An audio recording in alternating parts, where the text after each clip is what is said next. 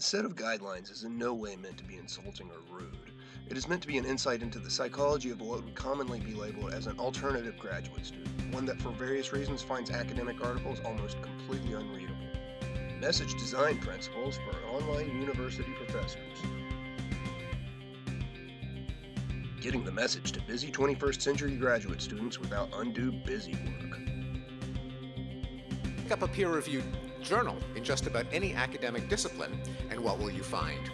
Impersonal, stodgy, jargon-laden prose that ignores or defies most, if not all, of the principles listed above. Remember your audience. The students in your online class are often busy working professionals.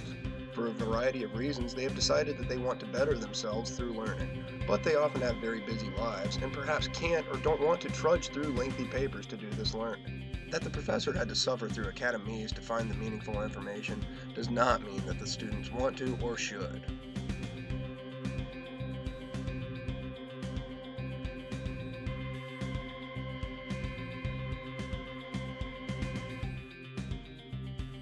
That's a lot of money for a booger.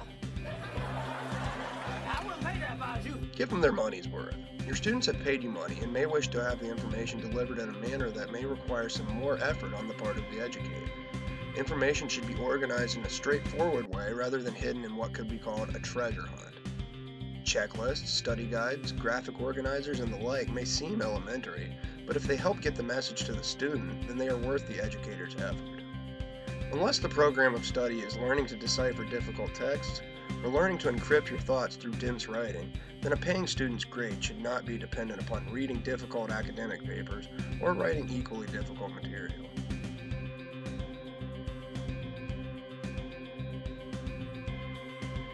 Avoid busy work. Be direct.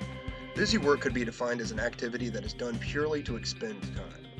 Searching through page after page of difficult-to-read text for meaningful information is busy work. This added work does nothing but make the message seem more distant and foggy. Be flexible. Understand that not everyone in your class learns in the same manner as yourself or as one another. Good instructional design offers multiple pathways to the message. I love the idea of designing instruction for someone else. It is why I became a teacher. I like to help other people learn things.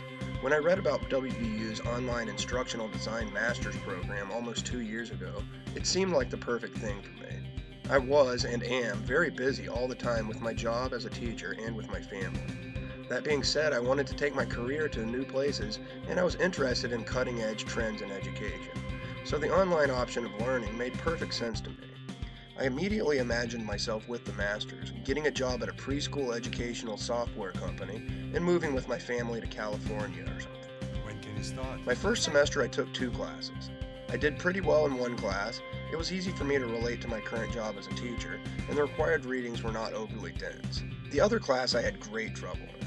It was a class where the professor repeatedly told us that good instructional design had multiple paths from point A to point B, but ironically the only path he gave us in the course was to read difficult academic writings and then write equally difficult papers about them.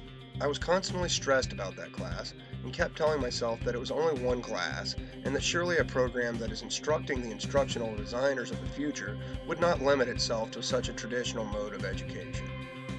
I was very disappointed the next semester to find that my new classes, with the addition of some interesting hands-on projects, still seemed to focus an inordinate amount of attention on reading and writing in this dense way.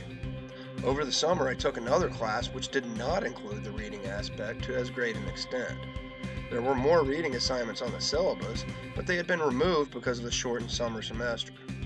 It was never clear to me that the readings were there, at least partially, as a filler. My second year was much different. I became so sick of the readings that I could not bear to take a look at them. I avoided doing my homework, and it quickly became a huge roadblock in the way of me taking away any kind of message from the class. It made me feel alienated from the rest of the class. I had to drop the course because I felt so behind, which was devastating to my bank account and also to my family who were all rooting for me. My father, who earned his PhD from UNC years ago, gave me a pep talk while I was extremely depressed over my poor performance in the program. He said that in one of his early classes in grad school, they showed everyone a piece of writing that was a good example of the dense writing style I refer to. At the bottom, a caption read, "It took this person years to learn how to write this badly." He let me know that it was just a commonly known truth about academic writing that it was not written to be read. The next semester, this semester, I started out by trying my best to stay with the reading, but that quickly fell into disarray. I would love to learn this information, I truly would, but I cannot focus on the readings.